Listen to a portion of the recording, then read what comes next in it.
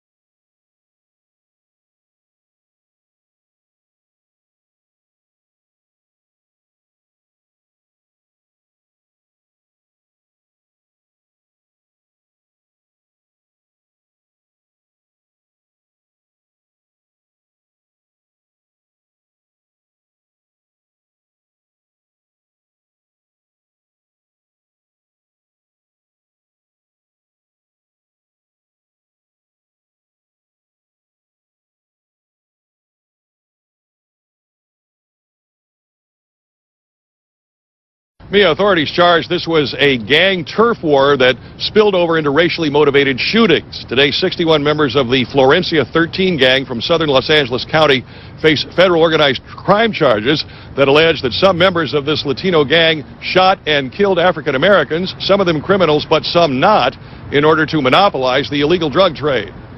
Enough is enough. That's the message police are trying to send this morning following the arrests of 2 men in connection with the latest gang shooting involving an innocent victim. This morning, that victim, a 6-year-old boy, is fighting for his life. Eyewitness News reporter Leo Stallworth is live in Universal City, where details of the arrest are expected to be announced shortly. Leo. Judge Ivana, that announcement is expected to be made at 11:30 this morning here at the Universal Hilton. Authorities will announce that they have made arrests in the shooting over in Harbor Gateway, a shooting that left a 6-year-old boy critically injured. Detectives say 2 Hispanic gang members flashed gang signs before opening fire on an SUV filled with an African-American family driving through Harbor Gateway yesterday afternoon. He didn't do anything that warranted this. You know, he did everything he was supposed to do not to be a target, but yet he was still targeted. You know, this is sad. It's and it's something that is happening over and over again. Crisis, and it threatens everyone who lives here. Some call it ethnic terrorism. You might find some of the words and ideas expressed in this story to be inflammatory and vulgar. I know I did.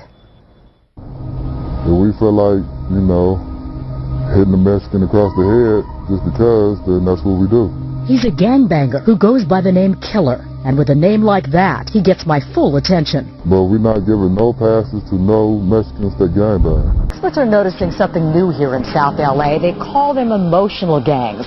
These are gangs that are not driven by greed or by drug dealing, but by hate and the need to define themselves by their enemies.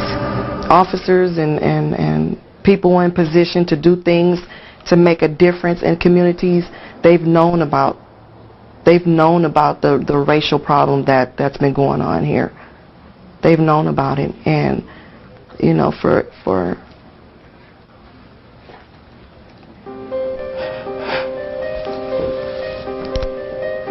Charlene Lovett's daughter Cheryl was killed when members of the Latino 204th Street gang were looking for an African American, any African American, to shoot. Take a look at this precious home video that even her mom is seeing right now for the first time. That's Cheryl dancing with her grandma 3 years ago. oh, working this girl in.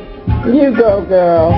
A tight, upbeat family, seemingly without a care in the world, until a few days before Christmas. The light of her life was extinguished, and the pain that will never heal is the thought that nobody cared. They don't care. They don't care because they don't live in this community. They don't have to go. They don't have to worry about their kids. They don't have to worry about when they come in and out of their homes, if their lives or their kids' lives are going to be taken. So they can't even fathom the thought to even think that way because they don't have to. But what about the people that can't afford to live that kind of lifestyle?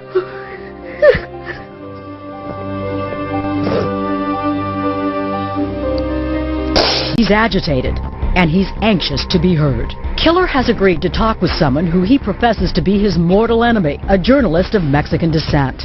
As we meet, the tension between us is undeniable. It's been happening. They actually took over some black neighborhoods and made it all Mexican now. So really what you're talking about is the shifting, the way the area has changed. Yes, definitely. In general, it doesn't even matter if you're talking... If all the Mexicans wouldn't have came across the border, we wouldn't be having this problem right now. Well, you're sounding a lot like a Minuteman. Call it what you want. Killer sets 2 ground rules: that his face be hidden and his voice altered. And all blacks should be aware that Mexicans have a problem with blacks. And the more populated they get, the worse it's going to get. Is that a threat? Yes, it's a threat. How do we know Killer is legit? He was brought to us by T. Rogers, a former gang leader. Now he's an author and consultant to several police departments. After 20 minutes, here's what Killer had to say. And there's no offense to you, Miss Diaz, because I know you got Hispanic in you, something like that. I don't have a problem with all Mexicans, but the ones supposed to threaten black people. The irony here, Cheryl Green lived in a violent neighborhood, but she lived worlds away from Killer's world. I had many friends of different cultures: Samoan, Asian, Hispanics. Welcome to Mexico. Welcome to Mexico. Welcome to Mexico. At least that's how Mexican President Felipe Calderón apparently sees it. Calderón delivered his first State of the Nation address at the Mexican National Palace over the weekend. I have said that Mexico does not end at the border, that where there is a Mexican, Mexico is there. Racial conflict like this between blacks and Latinos is ripping through Southern California. From South LA to Compton, Pomona to Pasadena, communities have witnessed troubling shifts in population, especially with Latinos moving into traditionally African-American neighborhoods. I mean, they come over here and try to take over everything, you know. Any Mexican that come in our way, nigga, we gonna put them down. Mexicans, that's all. A bus stop shooting, gunfire on a high school student, and then a 6-year-old boy. There is talk on the street from some that race may be behind some of these shootings. You guys come over here 6 days to try to steal a whole movement of more than 1 million people just for your benefit to try to get our attention.